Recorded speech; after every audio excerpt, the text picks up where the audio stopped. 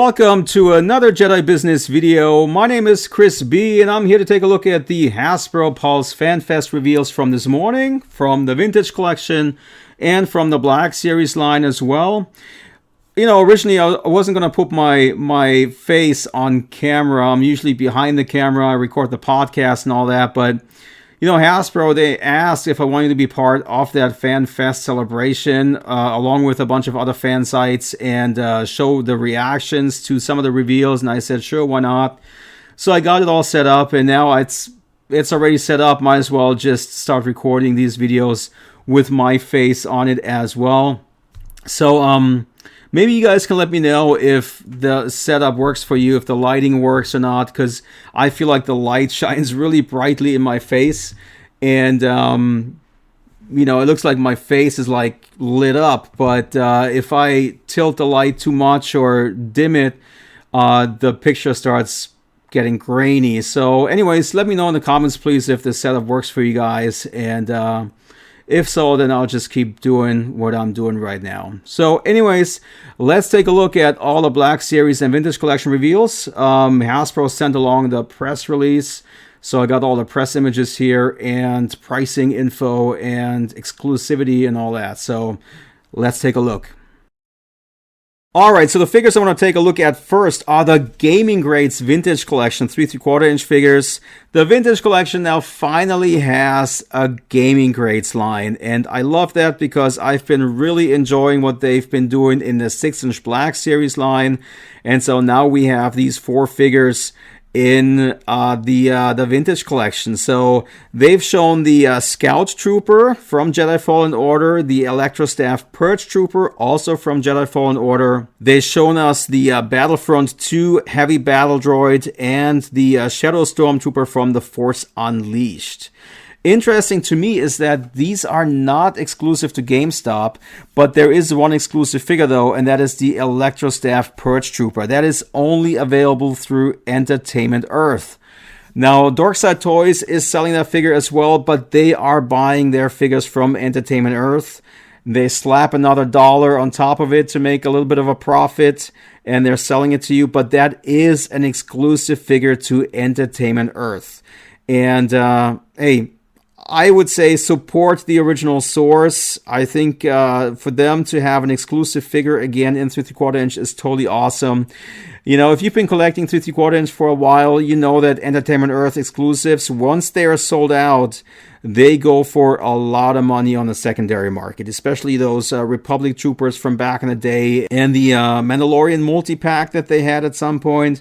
I mean, those are some very expensive figures on the secondary market. So don't miss out on this figure. Hit the link in the description if you want to get this one and get it through Entertainment Earth. But you know, overall, I think those figures look really cool, especially the card backs. I mean, those really pop. I think this looks really, really good. What I don't like as much about those figures is that the press release actually says that these are $2 more than regular figures. So instead of $12.99, the price goes up to $14.99 each. So there's a $2 price increase. They've shown 4 other figures besides those, and that is the next repack wave with Han Solo, Endor, or Trenchcoat, from the Return of the Jedi, the Emperor's Royal Guard, and Admiral Ackbar, of course, also from the Return of the Jedi. And they also showed Luke Skywalker in his Hoth outfit from The Empire Strikes Back. Now, the human characters are going to have the photoreal portrait, so that's an update. But they also mentioned that the Luke Skywalker figure, for example, is going to have an update with warmer colors on the gloves and the boots and on the coat. So I'm looking forward to seeing what this looks like in person. For the Han Solo and Trenchcoat figure, they mentioned that the coat is going to be repainted slightly, I think, compared to the original release. So we'll have to wait and see how that's going to turn out. But the photoreal update should make it worth picking these figures up again, because the photoreal really looks good in person. I really like what they've done with the photoreal stuff. And then, of course, the Emperor's Royal Guard, you know, once you take the helmet off, it has a human head underneath. and they'll update that as well. So that's pretty cool. And then Akbar, I think that's pretty much a straight repack, although they did mention that they paid extra attention to the pattern on his skin. How much that really is going to translate into the final figure and how much that's going to look different to the original release remains to be seen, but they did point it out during the live stream. Interesting here, in comparison with the Gaming Grades Vintage Collection figures, is that these figures are going to be the regular price, $12.99. So the price increase does not apply to those 4 figures. Now, the biggest and the coolest announcement during the entire Fan Fest to me, of course, was Antok Merrick's X-Wing fighter from Rogue One. I mean, that is something that we've been asking for a while, and they're finally bringing it out. I think it looks amazing. It has the really, dirtied up paint application on the vehicle. It looks used, and it looks really cool. And best of all, it'll actually come with the Antok Merrick figure, and it's going to be single carded inside the box, and it's going to be included for $99.99. And that is quite the improvement to what they've done previously, because all the other X-Wing fighters in the Vintage Collection never included a figure, so they're changing it up a little, and I love it. I think it looks really, really good. Now, unfortunately, they have not shown any packaged shots yet. They're saving that for a future reveal. So, but anyways, that's pretty cool, and this vehicle is only available through Target in the United States, and it has not gone up for pre-order yet. And they have not mentioned when it's going to go up for pre-order yet. So we'll have to wait and see for that. If you're up in Canada, this is going to be exclusive to Toys R Us, and they have not mentioned a price yet. All right, so that was it for the Vintage Collection. Let's take a look at the Black Series line. They basically showed 5 figures. And they basically showed the 5 figures which they had announced previously already in their pipeline reveals. So we're getting Q9-0 from The Mandalorian. We get Aurra Singh, not in Phantom Menace packaging, but in Clone Wars packaging. We get Tech from the Bad Batch. We get Koska Reeves from The Mandalorian. And we get Lando General from The Return of the Jedi. And I think those all look really, really good.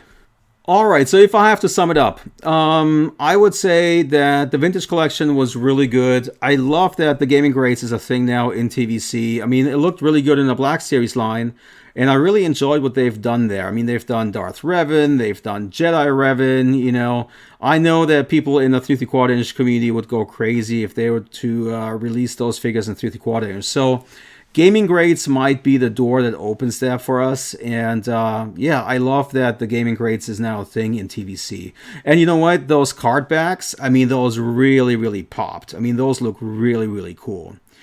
The Black Series stuff looked really good as well. No complaints there, as always. I mean, that stuff really looks good. And then, of course, the biggest and the coolest reveal was, the X-Wing fighter from Rogue One. It also now comes with a figure. I mean, that's an improvement, right?